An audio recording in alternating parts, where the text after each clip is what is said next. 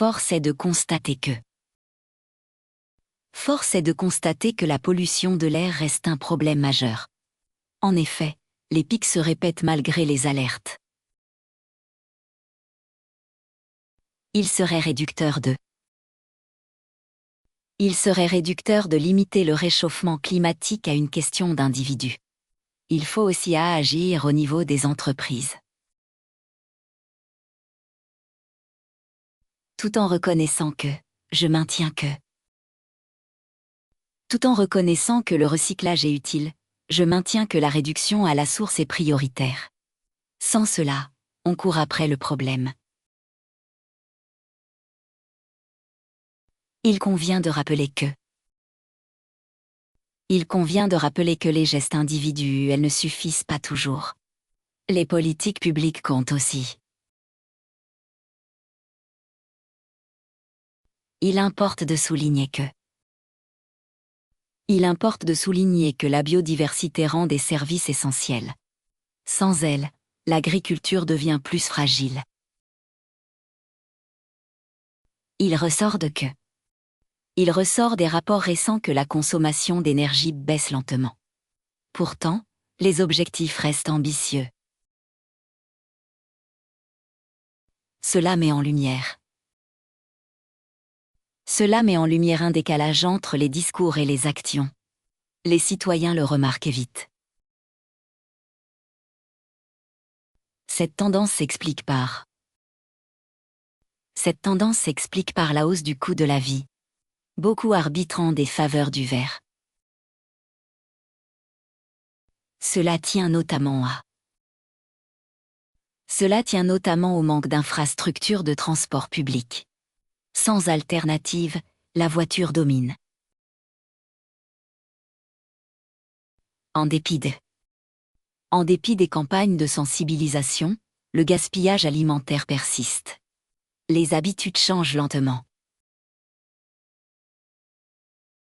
Il est utile de rappeler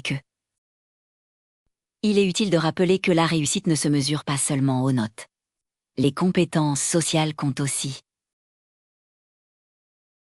Il serait erroné de penser que le numérique résout tout à l'école. Sans encadrement, il peut creuser les écarts. Il est regrettable que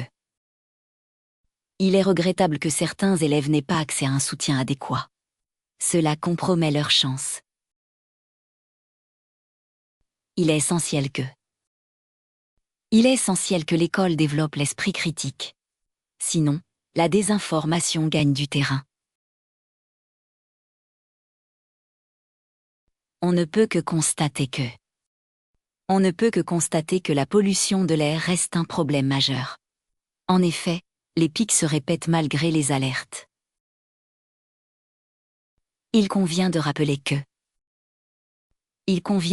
que la réussite ne se mesure pas seulement aux notes. Les compétences sociales comptent aussi. Quoique le programme soit chargé, on peut mieux répartir les devoirs.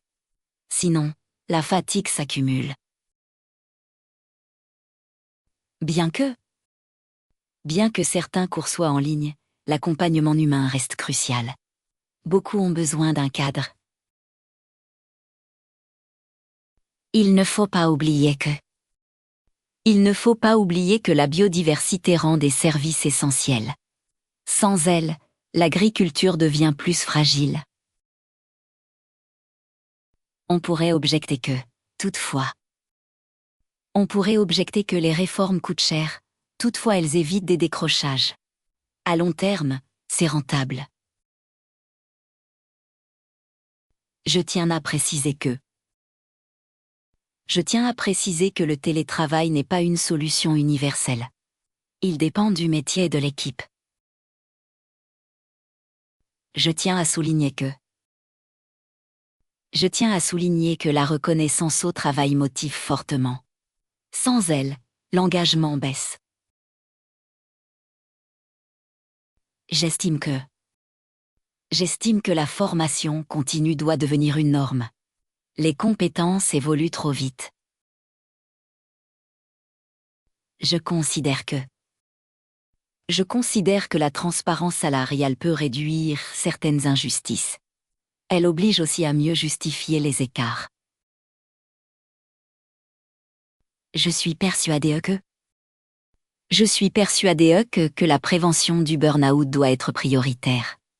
Un salarié épuisé n'est performant pour personne. Il ne s'agit pas de Il ne s'agit pas de travailler plus, mais de travailler mieux. Sinon, la qualité se dégrade. Ce n'est pas tant le manque de talent que l'absence de feedback qui bloque la progression. Sans retour, on stagne.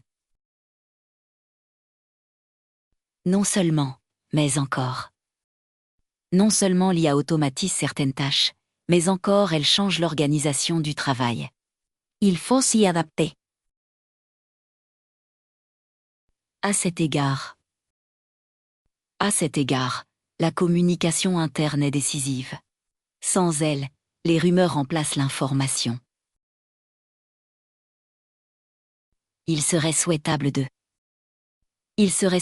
fixer des objectifs réalistes et mesurables. Ainsi, on peut suivre les progrès.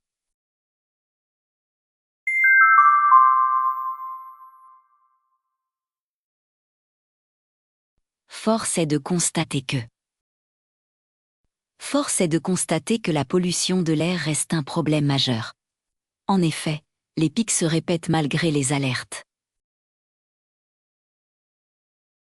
Il serait réducteur de limiter le réchauffement climatique à une question d'individu.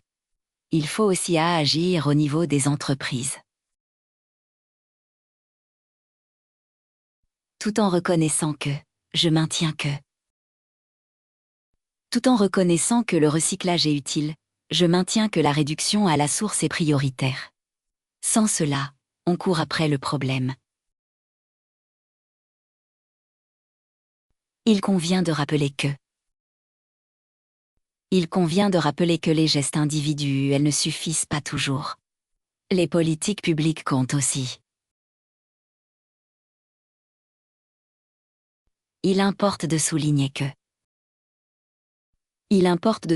que la biodiversité rend des services essentiels. Sans elle, l'agriculture devient plus fragile. Il ressort des rapports récents que la consommation d'énergie baisse lentement. Pourtant, les objectifs restent ambitieux. Cela met en lumière un décalage entre les discours et les actions. Les citoyens le remarquent vite. Cette tendance s'explique par la hausse du coût de la vie, beaucoup arbitrant des faveurs du vert. Cela tient notamment au manque d'infrastructures de transport public. Sans alternative, la voiture domine. En dépit des campagnes de sensibilisation, le gaspillage alimentaire persiste. Les habitudes changent lentement. Il est utile de rappeler que la réussite ne se mesure pas seulement aux notes. Les compétences sociales comptent aussi. Il serait erroné de penser que le numérique résout tout à l'école. Sans encadrement, il peut creuser les écarts. Il est regrettable que certains élèves n'aient pas accès à un soutien adéquat. Cela compromet leurs chances. Il est essentiel que l'école développe l'esprit critique. Sinon, la désinformation gagne du terrain. On ne peut que constater que la pollution de l'air reste un problème majeur. En effet, les pics se répètent malgré les alertes. Il convient de rappeler Il convient de rappeler que la réussite ne se mesure pas seulement aux notes. Les compétences sociales comptent aussi. Quoique le programme soit chargé, on peut mieux répartir les devoirs. Sinon, la fatigue s'accumule. Bien que certains cours soient en ligne, l'accompagnement humain reste crucial. Beaucoup ont besoin d'un cadre. Il ne faut pas oublier que la biodiversité rend des services essentiels. Sans elle, l'agriculture devient plus fragile. On pourrait objecter que les réformes coûtent cher, toutefois elles évitent des décrochages. À long terme, c'est rentable. Je tiens à préciser que le télétravail n'est pas une solution universelle. Il dépend du métier et de l'équipe. Je tiens à souligner que la reconnaissance au travail motive fortement. Sans elle, l'engagement baisse. J'estime que la formation continue doit devenir une norme. Les compétences évoluent trop vite. Je considère que la transparence salariale peut réduire certaines injustices. Elle oblige aussi à mieux justifier les écarts. Je suis persuadée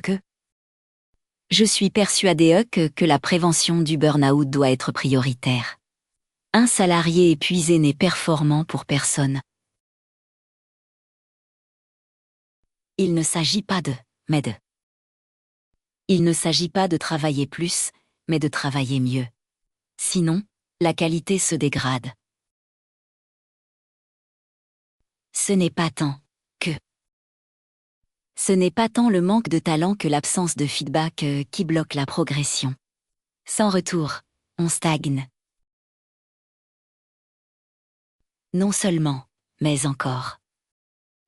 seulement l'IA automatise certaines tâches, mais encore elle change l'organisation du travail. Il faut s'y adapter. À cet égard, la communication interne est décisive. Sans elle, les rumeurs remplacent l'information. Il serait souhaitable de fixer des objectifs réalistes et mesurables. Ainsi, on peut suivre les progrès.